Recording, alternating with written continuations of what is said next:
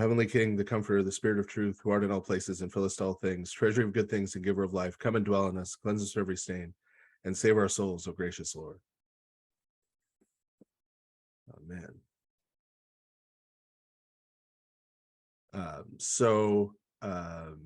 When we get started here in just a moment, we're going to be picking up at the beginning of Exodus chapter 3.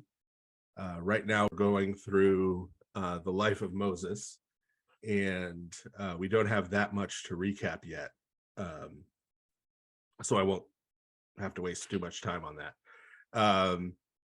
So we read about the state in which the descendants of Jacob find themselves in Egypt.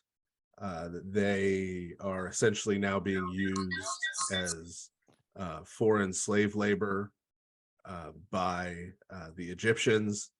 We read about Pharaoh's sort of population control attempts against the Israelites, how he first sent Egyptian midwives to abort the male babies of the Israelites when they sort of made excuses and wouldn't do that. He just gave a general order for anyone in Egypt who found a male Israelite child to drown that child in the Nile, to kill that child. And so Moses was saved by his mother by being sent down the river in a small ark, and ended up being adopted and raised in Pharaoh's household with his own mother as sort of his wet nurse and nanny. And then we read about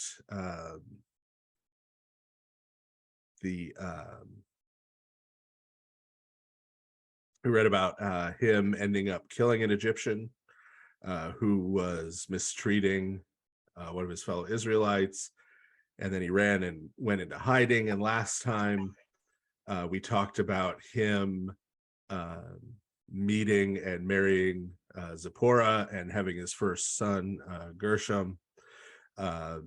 After fleeing, he helped Zipporah and her sisters at a well in the desert when they came to draw water and were being harassed by some shepherds, and ended up marrying her and being taken in and becoming part of their extended family under her father, Jethro.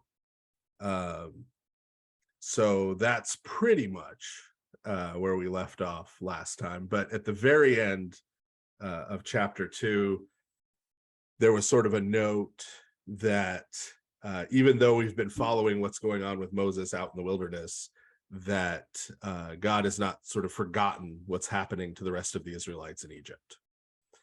And that was sort of leading us into what we're going to read and talk about tonight, as God is now about to begin to act to deliver the Israelites. So unless there are any remaining comments or questions from last time, or anybody else has any spice rum related recipes they want to share, we'll go ahead and pick up in Exodus chapter 3, verse 1. Now Moses was tending the sheep of Jethro, his father-in-law, the priest of Midian. Then he led them to the back of the desert and came to Horeb, the mountain of God.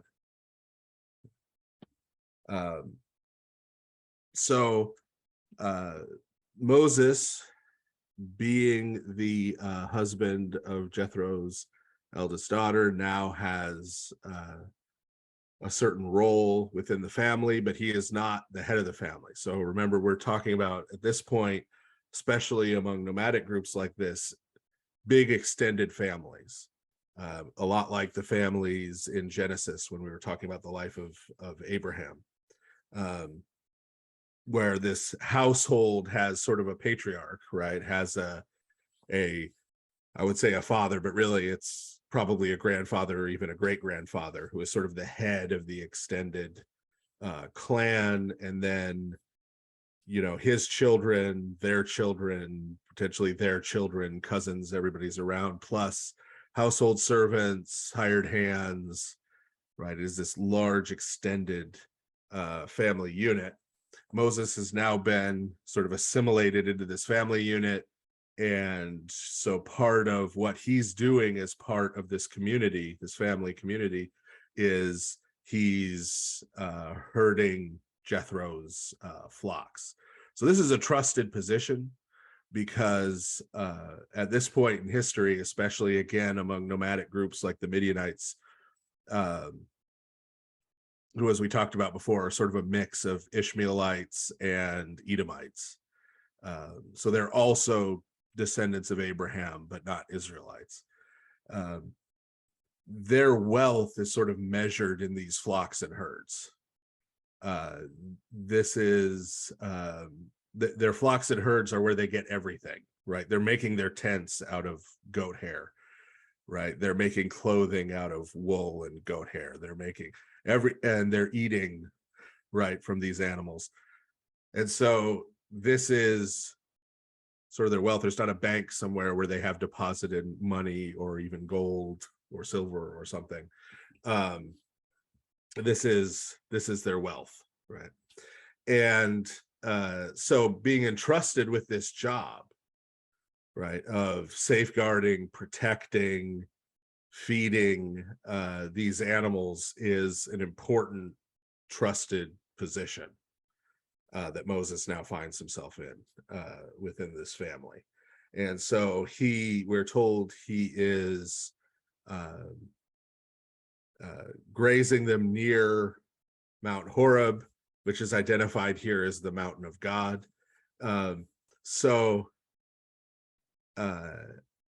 One of the interesting things that we find in just the Torah, or the Pentateuch, but also then in the Old Testament as a whole, is that there's always a mountain of God. That is the mountain where paradise is. That is the mountain where God dwells.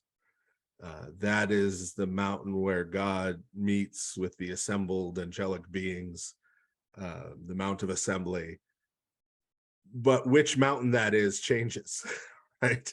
We're going to see later on in the life of Moses, that mountain is going to be Sinai. When Abraham was going to sacrifice Isaac, it was Mount Moriah, right? So it's going to be Mount Zion eventually, where the temple is going to be. And so which mountain it is sort of moves around. So this is the mountain that right now is being the mountain of God, right, essentially. And that's because this is the place where God is dwelling. And why is God dwelling here? Well, because these nomadic Bedouin groups are the ones who are currently worshiping the God of Abraham. These are the ones who are currently worshiping the God Yahweh. We'll talk about this more as we go through what's about to unfold. But archaeologically, right, I'm sure I've mentioned before, right, in this Bible study and elsewhere that there is this going theory in academia that Yahweh, who ends up being the God of Israel in the Old Testament, was originally a storm god of some kind who was part of a pagan pantheon of gods among the Canaanites or the Edomites or someone else. And then sort of became, right, the one God worshipped by the Israelites. The big problem with this theory is that there's absolutely no evidence of it. There's not a single text anywhere from any archaeological site that ever names Yahweh as a God who's part of a pantheon. Never happens, right? The one place that we have that's sort of before the writing of most of the Hebrew scriptures that uses the name Yahweh for a god is actually 2 Egyptian inscriptions, which, depending on when you date the Exodus, come from right around this time. And both of them refer to Yahweh. It's actually in the Egyptian writing, it's Yahu, which is still an abbreviation, right? That's where like Benjamin Netanyahu, his last name comes from. Actually has the name Yahweh in it. I've heard the Egyptian inscriptions refer to Yahu of the Shasu Bedouins. And the Shasu Bedouins, the Shasu is what the Egyptians called the Midianites and the Edomites. These Bedouin groups like Jethro's clan that lived in the desert. And so this is important because the archaeological evidence that we actually have points to the idea that just as Exodus says that Jethro here is the priest of God Most High, that he is camped around this mountain that is the mountain of God, who we're going to see is going to identify himself as Yahweh. We have this external Egyptian archaeological inscription, right, that also talks about these very people worshiping the God Yahweh and not as part of a pantheon. So what we actually have confirms what we're being told here, right, in the text. So this would be why Jethro and his clan are here, right, is because this is a sacred mountain. And so when he's offering sacrifices as the priest, right, for his clan, as the father and the head of that clan, when he's offering sacrifices for that clan, he's doing it at this sacred mountain site.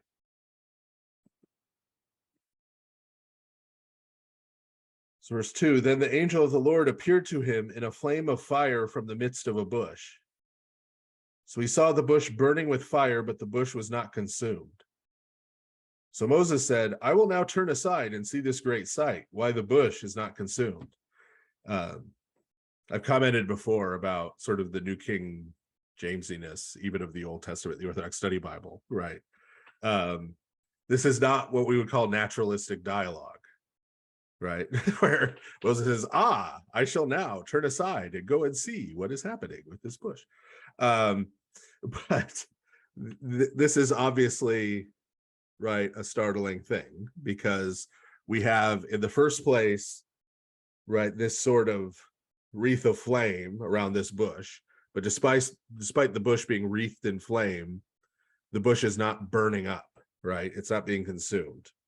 So this isn't just lightning struck a bush in the desert, right? Which obviously can and does happen relatively frequently. But in addition to that, it says that the angel of the Lord appeared to him within the flame, right? Within this wreath of flame, right? This glorious flame.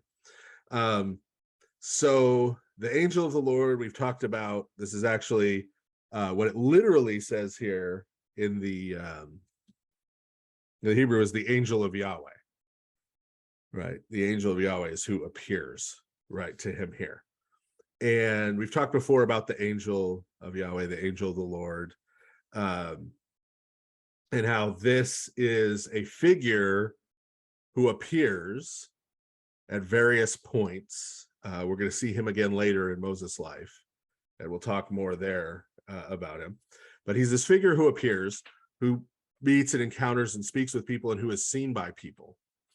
And even though he is seen and encountered and speaks with people, when he speaks as if he were the God Yahweh, right? So he speaks not, I am here to represent God the way a prophet speaks or the way angels speak normally, but he speaks as God, right? Yet at the same time, people see him, and we're told that people cannot see God and live, right? And so in a certain sense, right, he's portrayed as both being and not being Yahweh, the God of Israel. So he is Yahweh, the God of Israel, but he's also able to be distinguished in a way that he can be seen.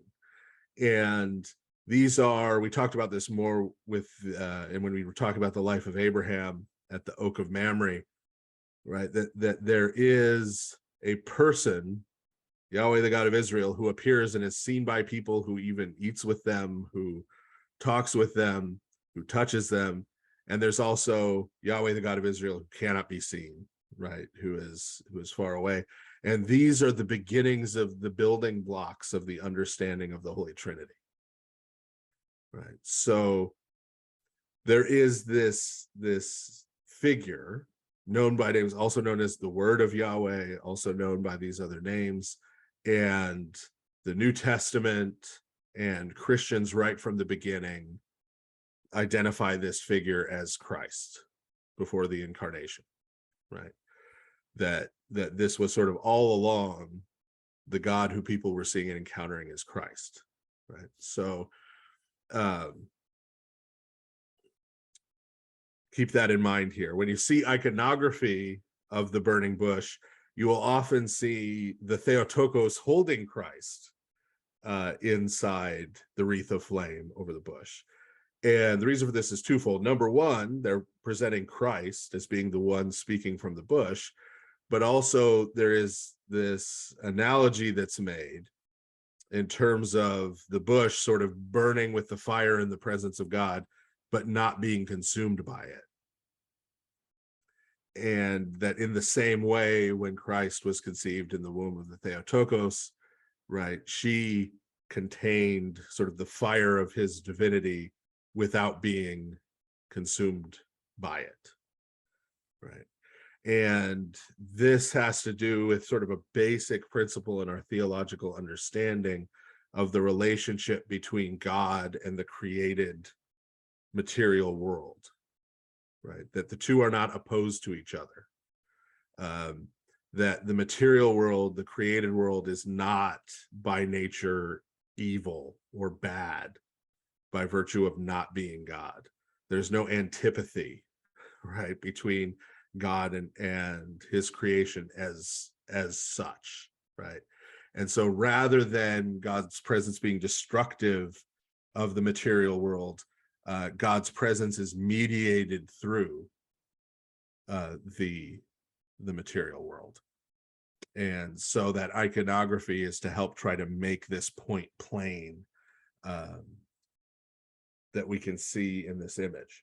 So Moses stops to go and approach the bush and see what is going on.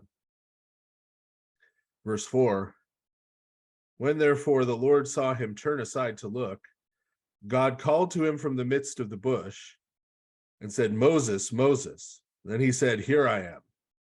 So notice, as I was just mentioning, so the angel of the Lord appears to him in a flame of fire from the midst of a bush, and then God calls to him from the midst of the bush. Right? So angel of the Lord and God are here being used as interchangeable terms.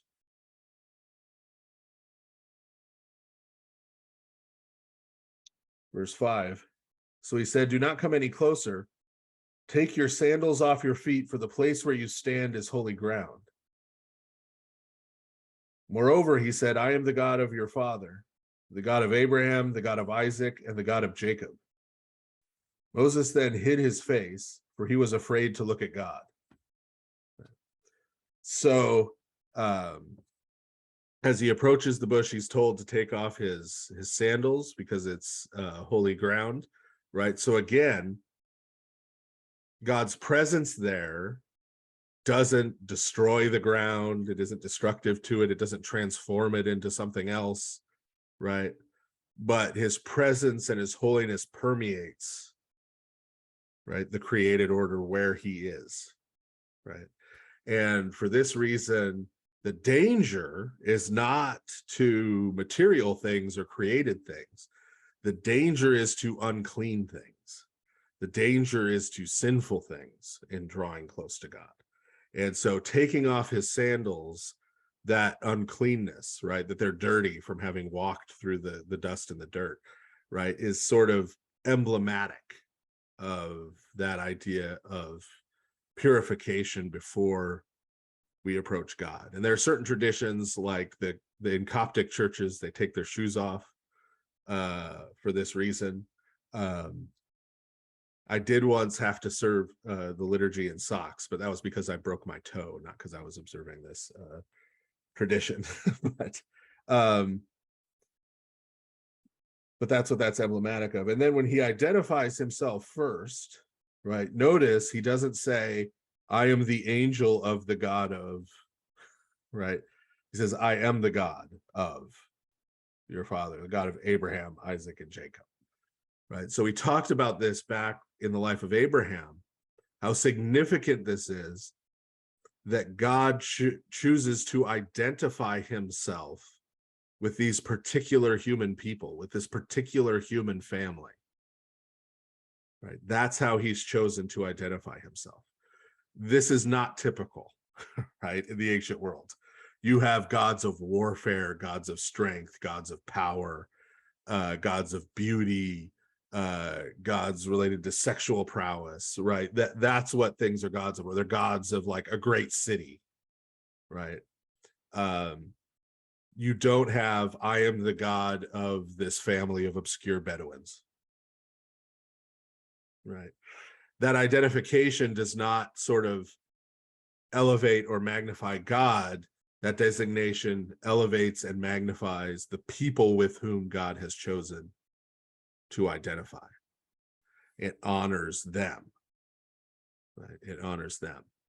And there's nothing about God honoring them with that identification that somehow takes away from God's honor or majesty or glory.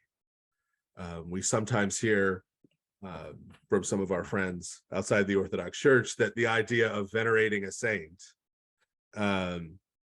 venerating a holy figure from the scriptures or from histories, Christian history since the scriptures, that somehow that veneration or honor, even of the Theotokos, somehow takes away from the honor that's due to God or to Christ. But God, at least here in the Old Testament, does not seem to think so, does not think that identifying himself as the God of Abraham, Isaac, and Jacob, naming these people and associating himself with them and thereby honoring them, somehow takes away from his own, right, glory and honor. There's no forget about them, just focus on me, right? And this is because God is not a God of narcissism, right? God is a God of love. God creates out of love. He comes to us out of love. He came to Abraham and Isaac and Jacob out of love. He's now coming to Moses out of love for Moses and for his people to deliver them out of Egypt. And so this is the kind of God we have, not a God of narcissism who, and this is the case with especially Mesopotamian, it's true of most of the gods of the ancient Near East, but especially Mesopotamian gods, who literally in a lot of their creation myths created humans to be their slaves, right? they don't love humans, right? They don't even like them, right? In a lot of the Mesopotamian flood stories we have, the gods send the flood to wipe out humans because they're making too much noise and irritating them. That's the kind of gods, these kind of fickle, arrogant, narcissistic spirits that the nations worship. That's not who the true God is. Right? And so Moses, of course, as we were saying, right, Moses knows, hey, you can't look at God and live, and so he hides his face, right? He doesn't want to look directly at him. Verse 7, then the Lord said, indeed, I have seen the affliction of my people in Egypt, and I've heard their cry because of their taskmasters, for I know their sorrow. So I came down to deliver them out of the hand of the Egyptians, and to bring them up from the land to a good and large land, to a land flowing with milk and honey, to the place of the Canaanites, the Hittites, the Amorites, the Perizzites, the Girgasites, the Hivites, and the Jebusites. I'll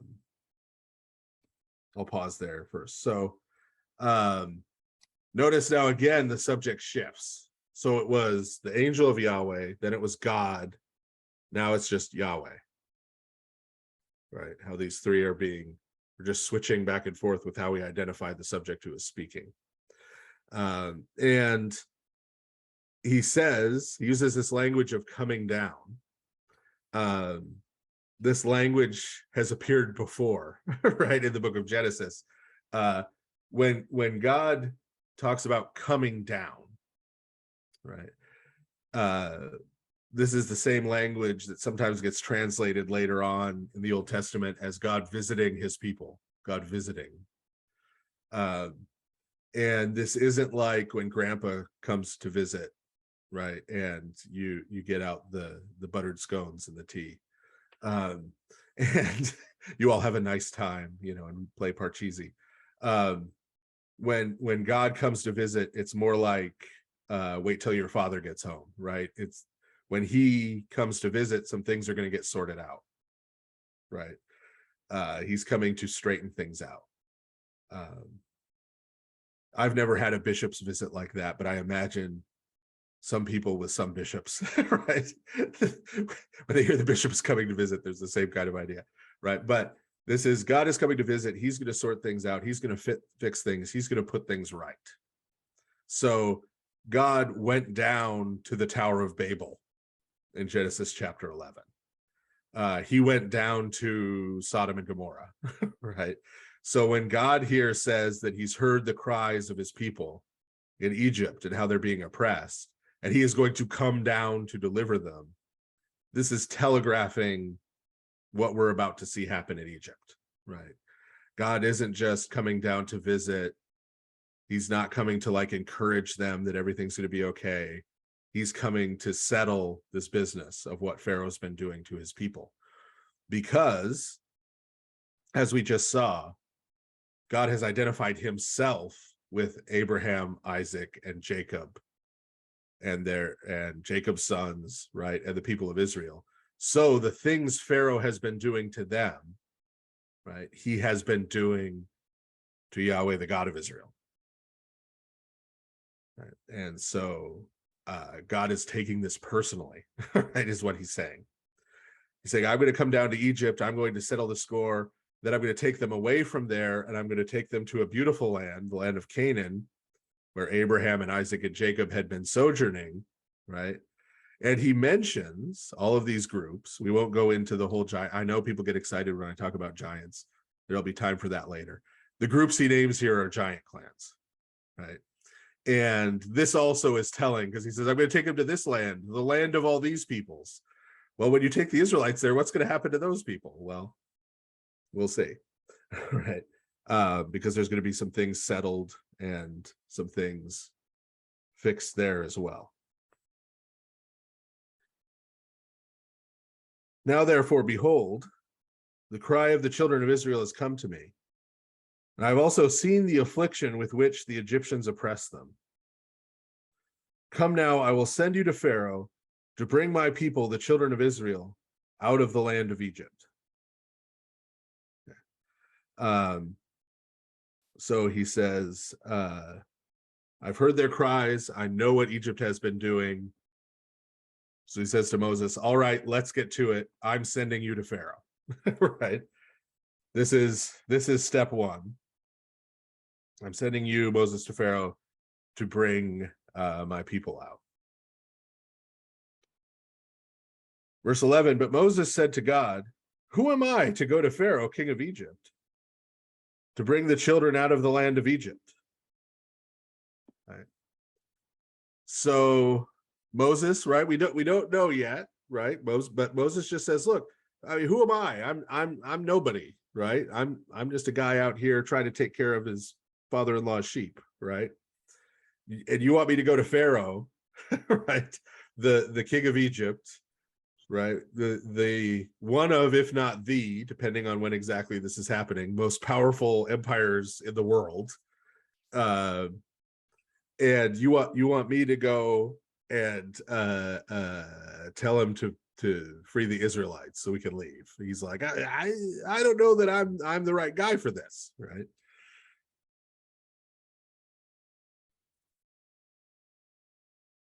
Verse 12, then God said to Moses, I will be with you, and this shall be a sign to you that I have sent you. When you have brought the people out of Egypt, you shall serve God on this mountain. Okay. So he said, look, I'm not just sending you off there on your own. I'm sending you, but I'm going with you, right? So you don't have anything to worry about, right? God's going to take care of it. He's going to do it. You just have to go, And he said, and I'll even give you a sign. We've talked about how signs work with prophecy, right? That often when God makes a promise or gives a prophecy, he says, well, this will be a sign, right? So that is something that you're going to see happen first, earlier on. And then when you see that, then you'll know that the bigger prophecy in the future is for sure and is going to come true. So, for example, a really obvious example of this as we have begun the Nativity fast is in Luke chapter 2, right? The angels come and the stars sing, and the shepherds get told that the Messiah has been born. And after they get told that the Messiah has been born, the angel says, this will be a sign to you. You will go and you will find a baby wrapped in swaddling clothes lying in a manger, laying in an animal's food trough.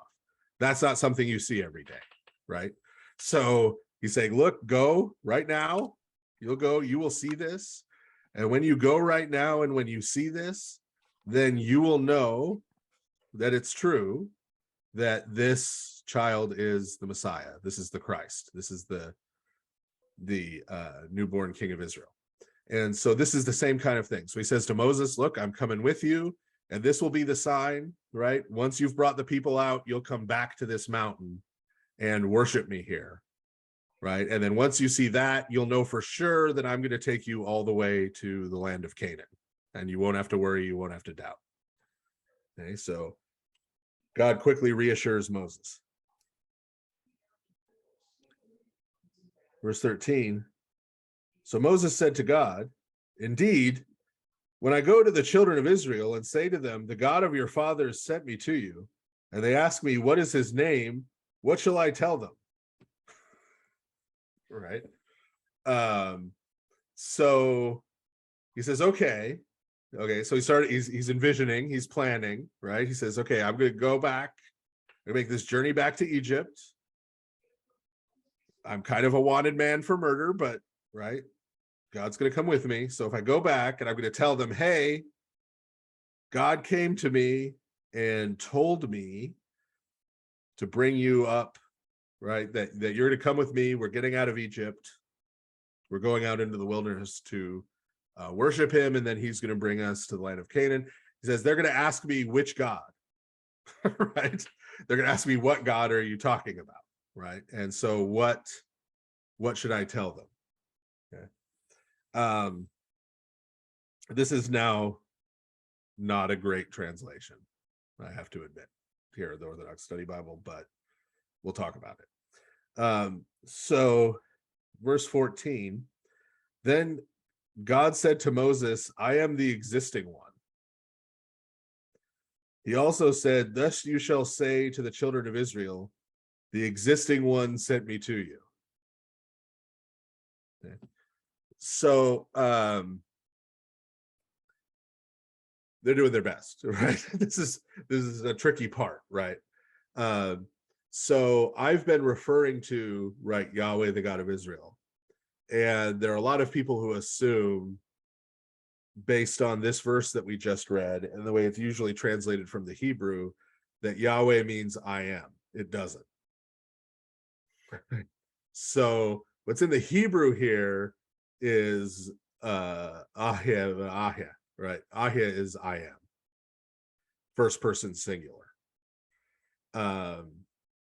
And so essentially Moses asks, right, for his name, and the idea of a name, of a divine name in particular, has particular resonance, especially in Egypt at this time, right? Because in Egyptian magic and an Egyptian religious ritual, naming a god by certain names gave you sort of power over that god, right? And so part of what God is doing here is sort of bursting that bubble, right? By saying, right, who am I? I am who I am, right? And so just tell him, hey, the one who is who he is sent me, right? But this is not the name Yahweh here, right? It's a related verb, the verb to be. but it's not the name Yahweh here. There's some debate as to whether there's any place in the Hebrew Bible where I am is actually used as the name of God as opposed to Yahweh. And there's some people who argue there are a couple places maybe, but really there doesn't seem to be, right? And so this is sort of understood to be a little bit of a punt, right? A little bit of a I'm not going to tell you, right? And this is also related to, like, if you read St. Dionysius the Areopagite on the divine names, right? Or even I was looking at, I was helping someone with some translations, and I was looking at some of the orations of St. Gregory the Theologian, where he talks about this too, that the names of God, the appearances of God, these ways in which we name and describe God are not descriptions of his essence, which is sort of unknowable, right? It's ineffable, meaning ineffable is a great word because it's a word that means cannot be described in words. So we invented a word to mean you can't describe it with words. But so God is ineffable, right? Unable to be described, unable to be comprehended, right? So there is no name of God, including Yahweh, that touches on, right, his essence. That all of these names refer to what we would call as energies, refer to God's activity in the world, right? Refer to the ways we encounter God, the way God works in us, through us, in his creation, right? We can name that and describe that, but who God is in and of himself, we can't know, right? And can't describe. Right? And that's what's really being pushed at here. But we'll go on and continue. Verse 15, moreover, God said to Moses again, thus you shall say to the children of Israel, the Lord God of your fathers, the God of Abraham, the God of Isaac, and the God of Jacob, sent me to you. This is my name forever and my memorial to all generations. Okay. So that this gets hidden a little, right? The translation here, because he then says, after the moreover, right? Again, God says to Moses, thus you will say to the children of Israel, where it says the Lord God, what it actually says is Yahweh, the God of your fathers, the God of Abraham, the God of Isaac, and the God of Jacob sent me to you. This is my name forever and my memorial to all generations. So here is where the name Yahweh appears. This is not the first time it's appeared in the Bible. When we were going through the life of Abraham, we saw it shows up all the time, right? But this is the first place it occurs here in terms of Moses. And the name Yahweh is also related to the verb to be, right? But it is third person masculine singular. So it is more like he who is rather than I am, right? It's not first person, it's third person. And the particular form of the Hebrew that Yahweh is what's called a Hiphiel in Hebrew. Hebrew has a very different structure than Indo-European languages. They have what are called binyans, which are ways of vocalizing words which give them slightly different meanings. And what the Hiphiel binyan does is it makes the word sort of causative. So it would very literally be he who causes things to be. So this name is, like we were saying, referring to God's activity of God's creation, right? He causes things to be which were not.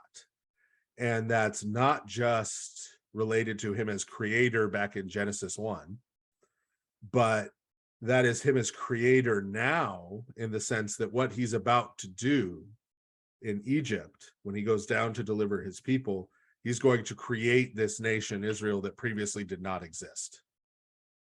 Right. So in Genesis 10, there was the table of the nations that listed the 70 nations of the world. Israel was not one of them, for obvious reasons, right? Abraham hadn't been born yet. Neither had Isaac. Neither had Jacob, who gets his name changed to Israel, right? Didn't exist yet. God doesn't choose one of the nations to be his chosen nation. God creates a new nation. And he creates it out of people from those other nations. But he creates a new people that never existed before. Right? And so this name is especially important, right? And is connected to Abraham and Isaac and Jacob, because it's out of this family of Abraham, Isaac, and Jacob that he's going to create this people. Right? And so that's why this name comes back with this particular importance. Now, the Greek form of that name, the way it's usually brought over into Greek, is Oon, which we see on, for example, icons of Christ that have Greek inscriptions have Oon in the cross in his nimbus. And those three letters, Omicron, Omega, Nu, right, are the make up that word. That is a Greek participle that can also carry that causative sense. So what that means is, rather than treating the name Yahweh like a name, right, and just trying to transliterate it, right, the way we take a name like Yeshua and turn it into Joshua, right, we kind of flip it into English letters. Or the case of like the New Testament and Greek translation of the Old Testament, they did it in Greek characters. Rather than taking Yahweh and doing that, right, it gets translated for meaning, which means it's being treated as a title, not as a personal name. Right. So rather than just transliterating the name using like an iota and right to give us Yahweh in Greek letters, it's translated as Oon. It's translated the one who causes to be. Right. We take the meaning of the word and translate the meaning, which means it's being treated as a title, as descriptive of the way God operates in the world. And we say that name, Oon, at the end of every Vespers service, for example. And it gets translated in different ways, right, depending on what translation you're hearing of the Greek, right? The most common one in the Antiochian Archdiocese is, we'll say, Christ our God, the existing one, is blessed always, right? But that the existing one is Oon. I think some other archdioceses have kind of particularly bad translations of that, because you'll get, for example, he who is Christ our true God, right? And in the translation, if you read it, there's a comma. It's like he who is, translating Oon, comma, Christ our true God.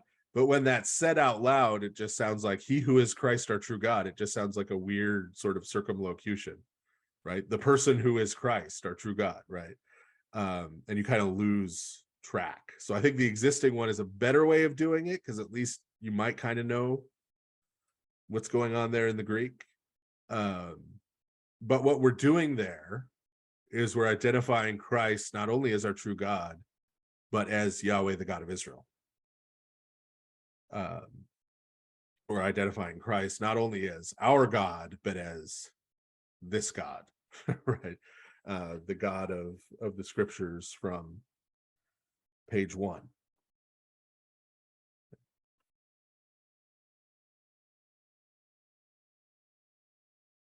Verse 16, go then and gather the elders of the children of Israel together and say to them, the Lord, right, Yahweh, God of your fathers, the God of Abraham, the God of Isaac, and the God of Jacob, appeared to me, saying, I have surely looked upon you and all the things that happened to you in Egypt, and I will bring you up out of the affliction of Egypt to the land of the Canaanites, the Hittites, the Amorites, the Perizzites, the Girgashites, the Hivites and the Jebusites to a land flowing with milk and honey, right?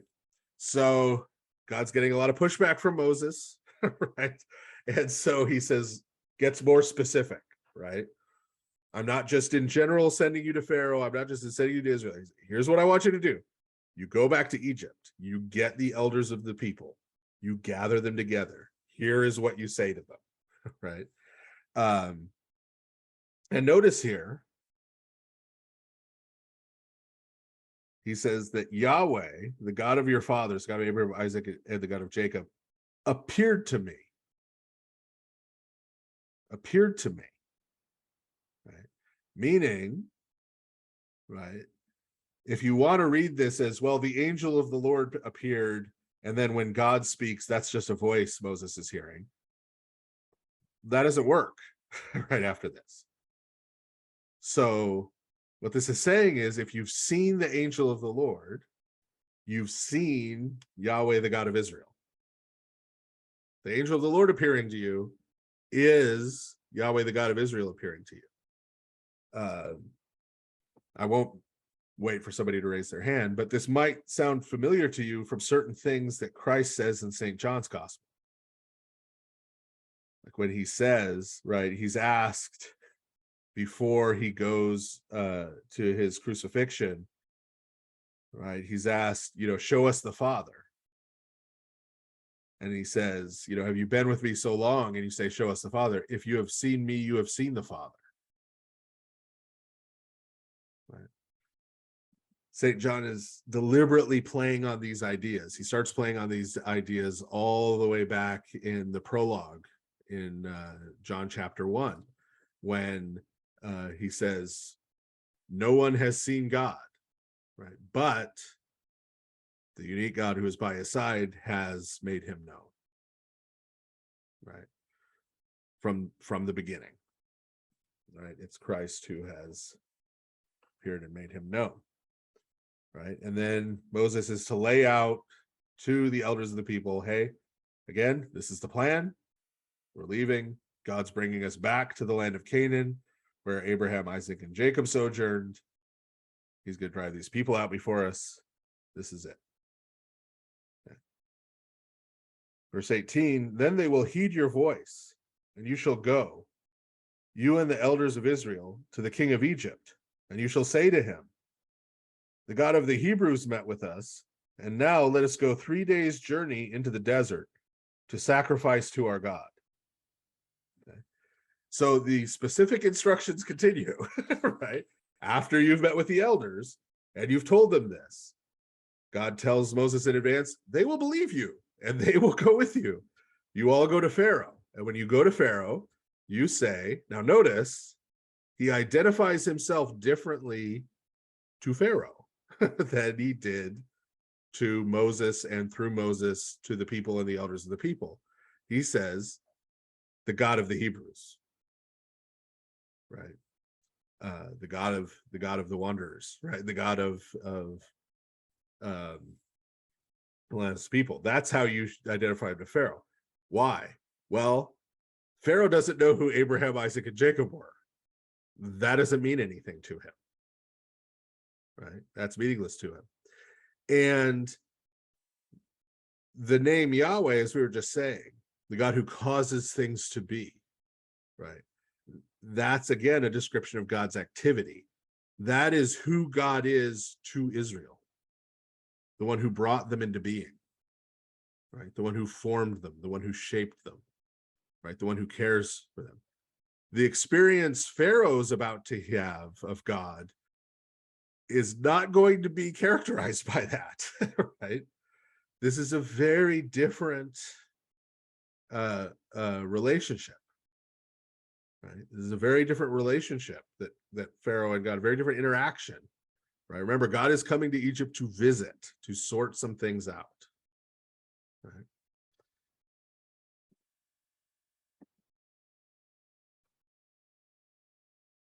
Verse 19, but I know Pharaoh, the king of Egypt, will not let you go, not even by a mighty hand. Okay.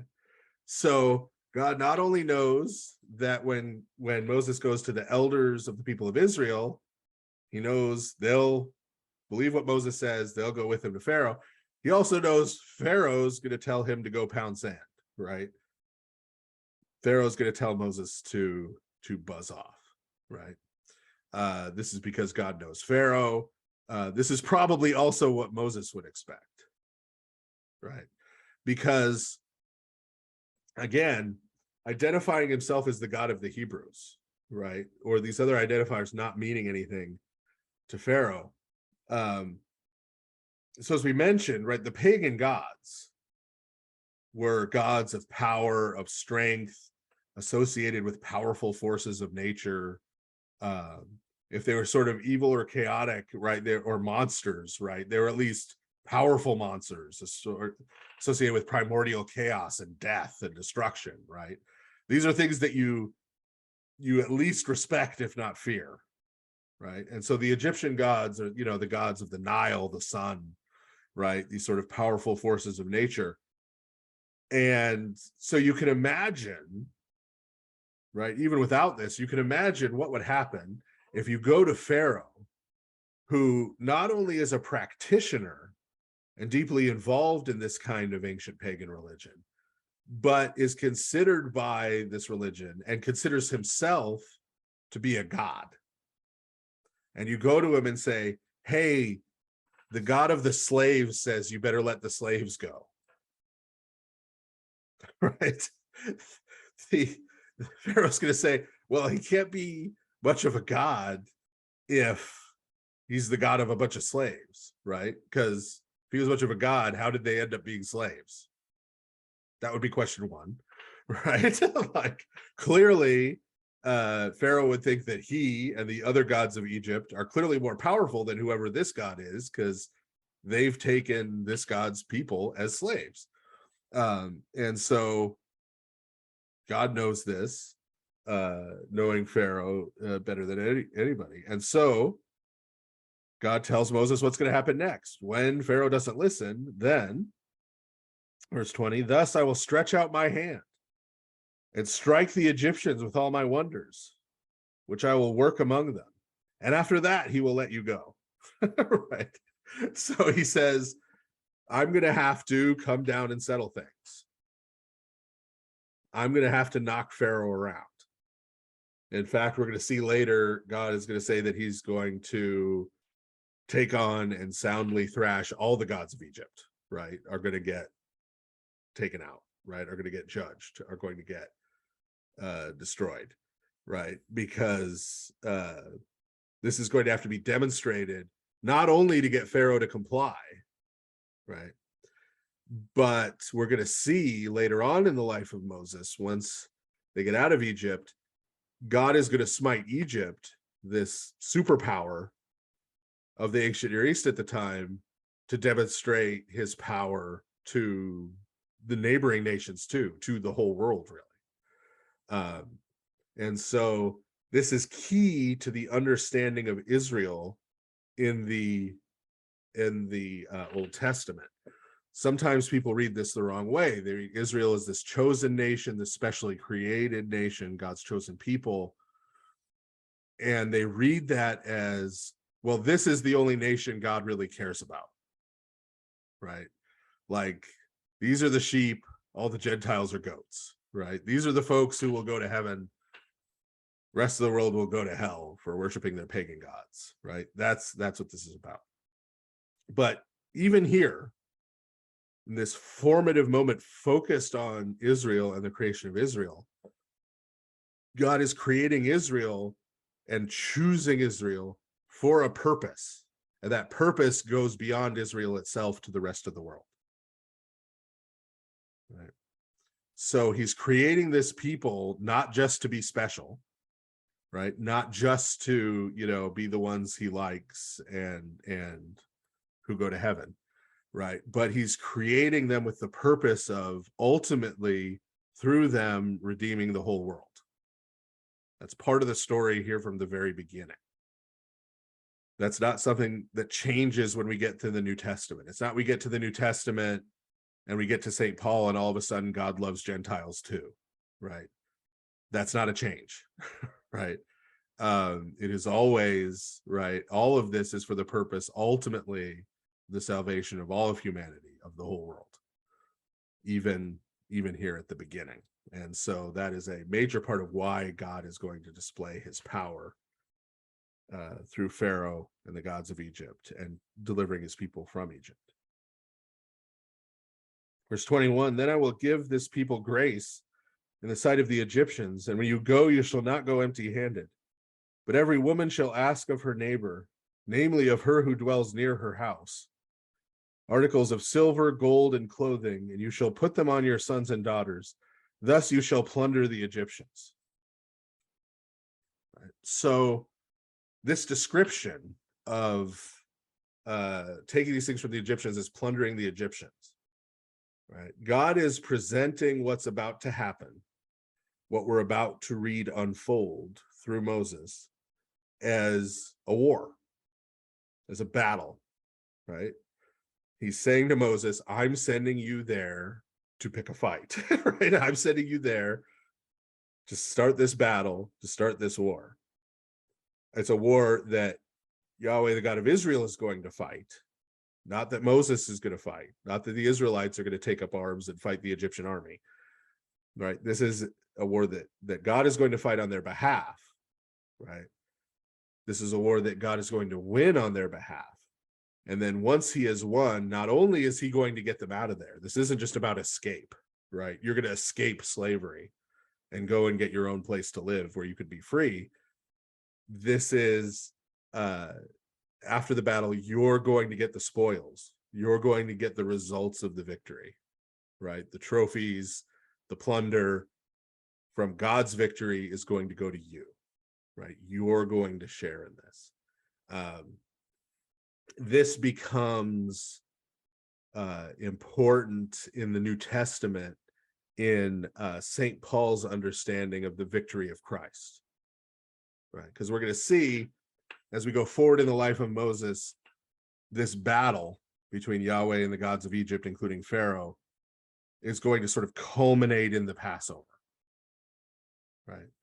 In the same way that Christ's death and resurrection at Passover, at Pascha, which is just the Greek word for Passover, that's going to be the culmination of his victory over sin and death and hell, right? And the powers of darkness. And for St. Paul, in a similar way, right, Christ, after this victory, is going to allow us, his people, to share in the spoils and the rewards of that victory. And this is the language he used. You know, he has risen on high, he has led captivity captive, right? He has given gifts to men. That's actually a quote from the Old Testament, but St. Paul changes it to, he has given gifts to men. Right, that God, that Christ shares sort of the spoils of his victory, the results of his victory with us. So chapter 4 is a long chapter, and there's not a good place to cut it in the middle. So we'll go ahead and save chapter 4 for next month. So that leaves us plenty of time here if people have questions or comments or fights they want to pick or recipes they want further elaborated. I'm going to go ahead and outlaw any picking of the fights. I don't think that I can handle that tonight. I can handle myself, Michael. No, I'll take them all on. The kids never like watching the parents fight. Okay. All right. If there's any non-confrontational comments or questions that anybody has, feel free to put it in the chat or just unmute and ask your question. You can also raise your hand virtually if you'd like. We have quite a few people on this evening, so don't be a stranger. If you have a question, feel free to unmute.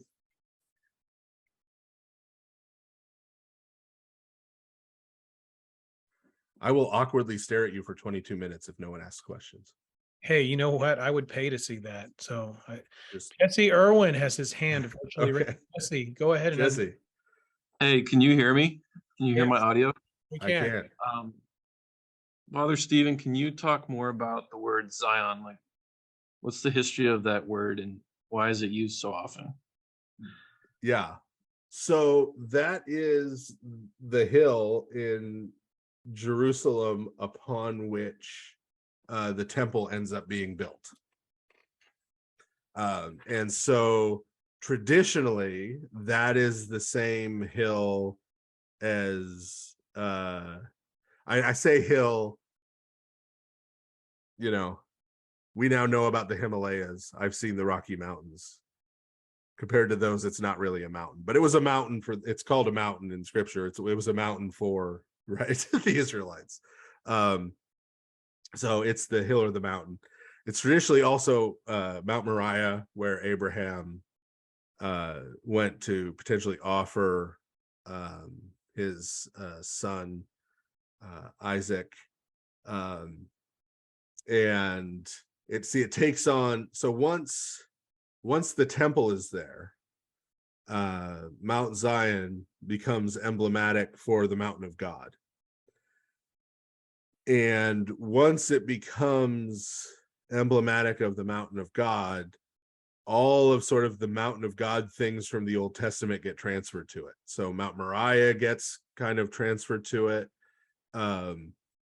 It's considered to be, when you read Jewish literature, it's considered to be the place where Eden was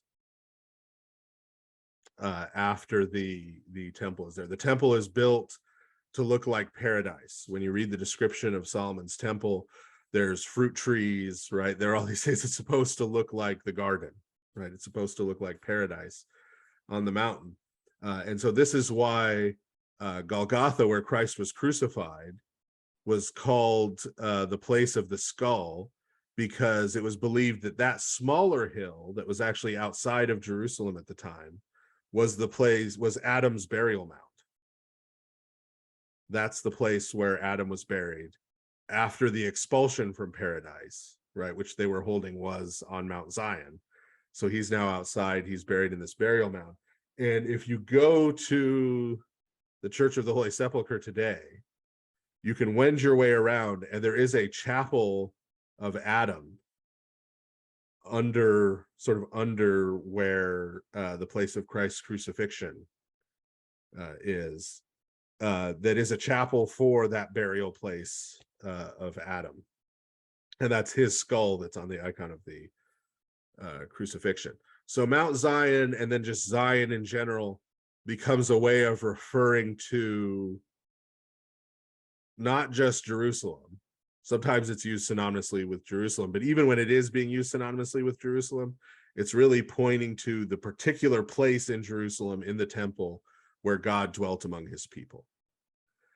And so this is why the psalm that dates from the exile, right, where the people, where the psalmist says, you know, that he's in a foreign land, he's told to sing one of the songs of Zion, right? Sing one of the songs that you used to sing in the temple courts, right? Sing one of the songs you used to sing in worship of your God, right? He talks about how he sits by the river and weeps when he remembers Zion, right? When he remembers having God there in their midst, and now they're in exile. It's like being cast out of paradise again, right? Sort of poetically in that sense. So that's really the core of the meaning and how it's used. It's Zion is the mountain of God. It's the place where God dwells, specifically the Temple Mount, right, in Jerusalem. All right. Does anybody else have a question? Feel free to unmute or put it in the chat.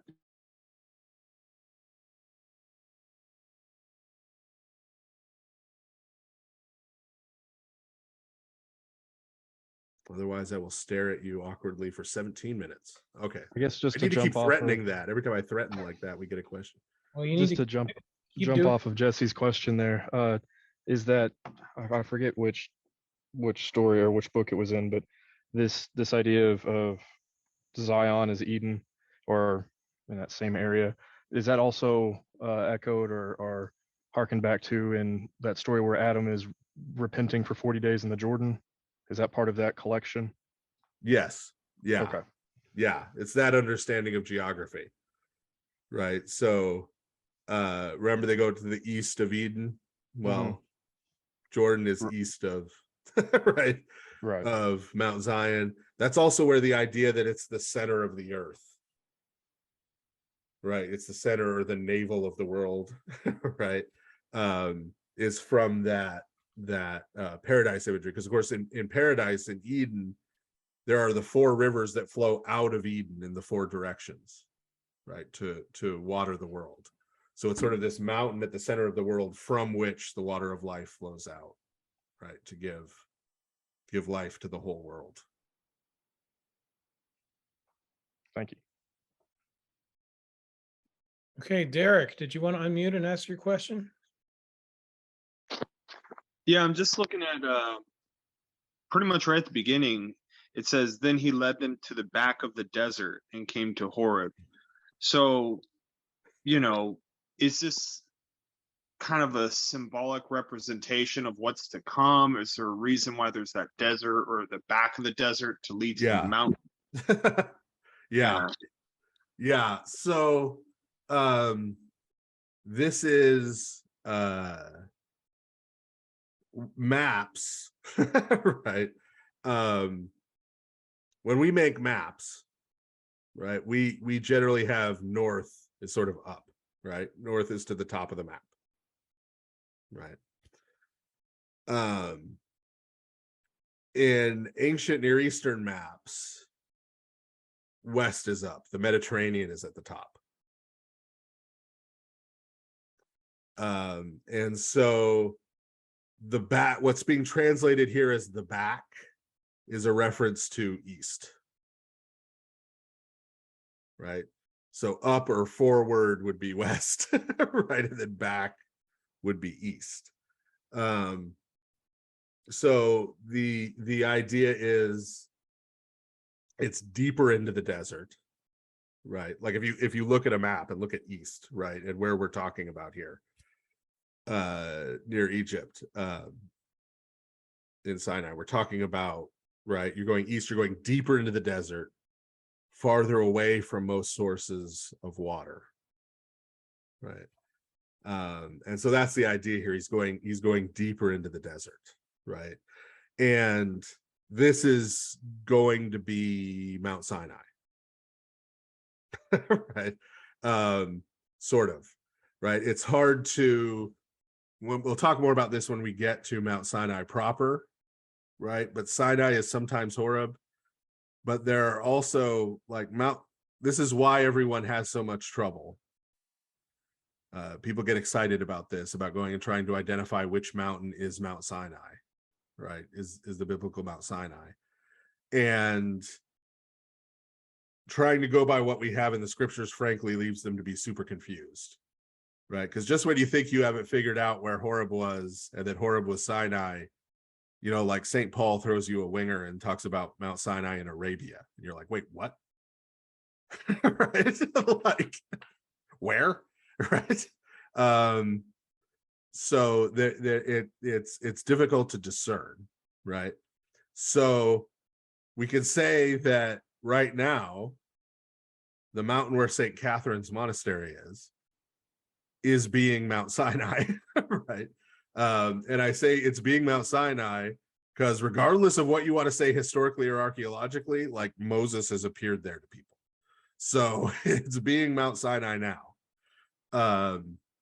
But what's implied here in the text, right, with God saying, you're going to come back and worship me at this mountain, is that this is Mount Sinai, and it's deep in the desert. It's farther from civilization, right? And this is where they're going to come and they're going to gather once they've come out of Egypt, as sort of the staging ground before they move on to Canaan.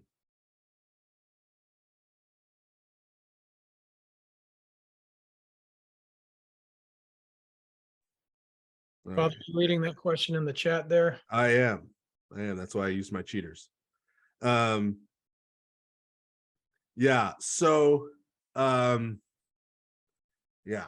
So there are various rabbinic and even earlier pre-rabbinic, right, traditions about Melchizedek being Shem. I think that's, I mean, I understand why that is. What they're doing is they're taking the genealogy from Shem to Abraham and reading the years very literally and saying, hey, Shem would have still been alive, right? While Abraham was alive. So I get where that's coming from, right? Even if you take the genealogy literally and say Shem was still alive, you still have to then try and connect Shem to Melchizedek per se. And back when we were going through Abraham, we talked more about Melchizedek.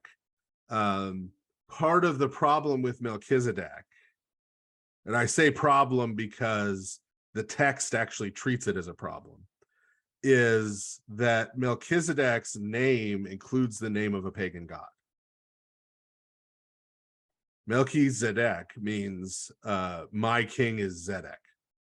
And Zedek was a pagan sun god. There was sometimes called Shemesh Zedekah, Shemesh being the word for sun, like the main sun god, and Zedek was sort of an offshoot, a hypostasis of Zedek. But we know that Zedek, this sun god, was worshipped in Jerusalem not only before the Israelites came, but after, right? Because we're told in scripture that after Solomon builds the temple in Jerusalem, he builds an idol. He builds a chariot of the sun. He builds an idol of Zedek in the temple courts. And that pagan idol was there in the temple courts of Solomon from the time of Solomon until King Josiah destroyed it. That's how we know about it, because King Josiah coming and destroying it is described also in the scriptures. So the name Melchizedek is a pretty typical theophoric name. In fact, in Joshua, when the Israelites come near Jerusalem, when they're fighting the Canaanites, the king of Jerusalem at that time is named Adoni-Tzedek, right? Which you may know, maybe be able to figure out from Adonai. That means my Lord is Zedek, right? So this was apparently a common way of including the name of the god in the name of the king.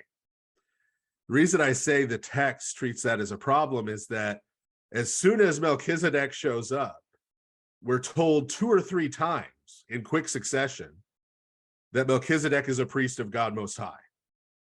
Melchizedek is a priest of God Most High, right? And the reason we get told that like 3 times in 4 verses is that the original readers would look at the name and be like, whoa, wait a minute, is this a pagan priest? Right? Is this guy a priest of Zedek? Is this guy, what's going on here? And so we're told, all right, no, don't jump to that conclusion, right? He's a priest of God Most High. He's a priest of the true God, of Abraham's God. But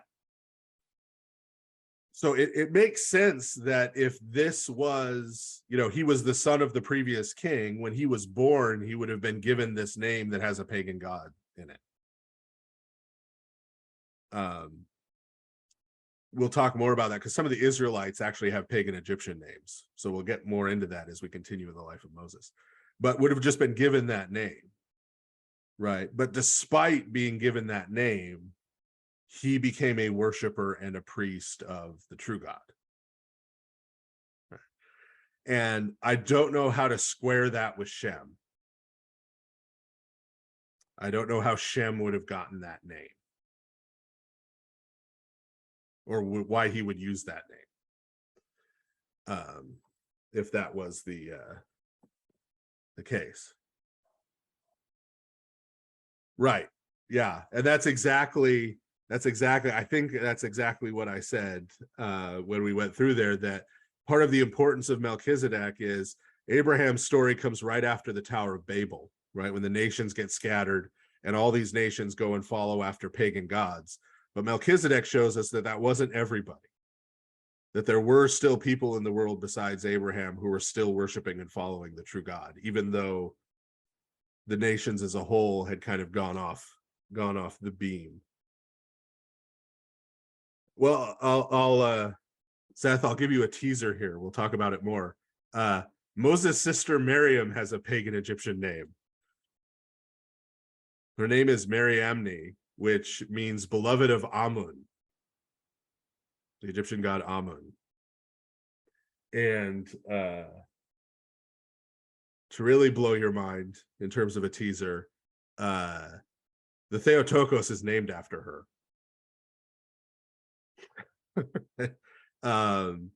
So, but we'll talk more about that when Miriam shows back up in the story. Moses, Aaron, and Miriam all have Egyptian names. Phineas has an Egyptian name. There are lots of Israelites with non-Israelite names, and we'll talk about as we go through the life of Moses how that works out. I mean, why Moses does is obvious. We've already seen he was named by Pharaoh's daughter, right? So it's obvious why he has an Egyptian name. But we will get into that more as we go forward. Stephen, Yes, I'm ruining your Sunday school. that is quite a teaser that you gave. That's like Riker saying fire at the cube. To be continued. Yes, is Commander Shelby going to be the new first officer under Riker? God help us. Let's hope It's not. Picard, Eric, well, us Eric, you forever. have your hand raised again.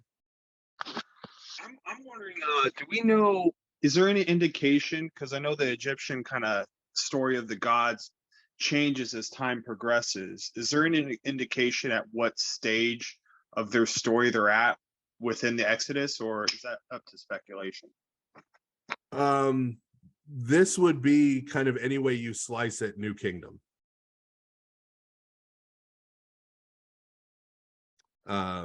So I mean, that's, if you're familiar with the terminology in terms of Egyptian history, that would be where it places. And the reason the Egyptian story is what we call Egyptian mythology, right? The reason why it changes is because, see, we think of pagan gods and pantheons, right, which we think of as being like the Justice League, right? Like you have this collection of these people with superpowers, right? Or the Avengers. And you get them all together, right? And they're a pantheon. The reality is ancient pagans didn't really worship pantheons. They individual cities and places and clans had individual gods, right? Cities would maybe have one or two. Like Athens, Athena is the main one. Hephaestus is the sort of secondary one. But what happens when sort of larger social units than just a city start to be formed, when you start getting empires, when you start getting one city making another city its vassal, what they would do is they would incorporate their stories about their gods with that other city's stories about their gods in such a way that would reflect the relationship between those cities, which one was more powerful and which one was weaker, right? But then that would change over time. So you'd have a city that used to be a minor city like Babylon that would end up becoming the capital of the next empire, right? But then would go into decline, right? And so you would have these gods kind of rise and fall, right, within these stories and within these structures, because the ancient people believed that what was happening on earth mirrored what was happening in the heavens and vice versa. So if a city became ascendant on earth, that meant that the spirit, right, the God associated with that city or that people was ascendant in the cosmos. And if that city went into decline, it would mean the same thing. And a lot of what goes on in the prophets surrounding the exile of Judah is aimed at combating that mindset. It's God trying to make clear the fact that the Babylonians took you captive doesn't mean Marduk beat your God, right, in a fight. The reason the Babylonians took you captive is that God let them to punish you for your sins, right, and to bring you to repentance so that he could heal you and restore you and bring you back, right? So don't make a mistake about what's happening here, right? But the prophets have to do that work because of the common assumption and worldview of the people. So that's why these stories sort of shift and change over time, as they're reflecting political realities, right? Shifting dynasties of pharaohs, the end of the old kingdom, the end of the middle kingdom, the end of the new kingdom, the beginning of the next, the various foreign dynasties in between the kingdoms of Egypt. All of these things are reflected in what they think is going on also in the spiritual world. And so those stories shift with what's going on. We'll go ahead and make this last question in chat the last question for tonight. Jesse, it looks like has a question, then we'll kind of wrap up. Right. So yeah, so Jesse brings up, for people who aren't looking at the chat, or for people on the video in the future, that Christ cites this text, right, where God identifies himself as the God of Abraham, Isaac, and Jacob, and then says God is not the God of the dead, but of the living, right? And he says this to the Sadducees who don't believe in the resurrection. So he prefaces it with, as to the resurrection, right? On the topic of the resurrection, right? Here's the quick proof that the Sadducees are wrong about it, right? And so, yes, what Christ is saying is that statement proves the reality of the resurrection. He doesn't say, I was the God of Abraham and Isaac and Jacob who are gone now, right? He says, I am the God of Abraham, Isaac, and Jacob, which implies Abraham, Isaac, and Jacob still live in some sense. And if they still live in the day of Moses, centuries after their physical death, then that proves the reality of the resurrection. It's sort of Christ's argument there. And so, yes, he is citing this text in that way, right, to demonstrate the reality of the resurrection, which the Pharisees would have agreed with, but the Sadducees did not. Well, I think we're right at time, or a minute after. So I want to say a big thank you again to Father Stephen for a wonderful, yet another wonderful Bible study. And if this wasn't enough for you, he's coming back to us this coming Saturday to talk about his book, God is a Man of War. We have our 4th annual Amen virtual retreat, which the link has been sent out on email. You all should have it in your inbox. And we're going to have a book discussion starting at 10 a.m. Eastern time. And then at noon Eastern time, Father Stephen will talk to us. And we're all looking forward to that. Also, our next Bible study, this has been a bit of a tradition to confirm the next date since December. I mean, we're getting close to Christmas. Can you believe it? But is December 15th still good for you, Father? Yes. Okay, so our next Bible study, you heard it here first. It'll be on December the 15th, the 3rd Thursday of that month. And thank you all for being on this evening. Have a great evening. We'll see you next time. Thank you, everybody. Night, Father. Thank you.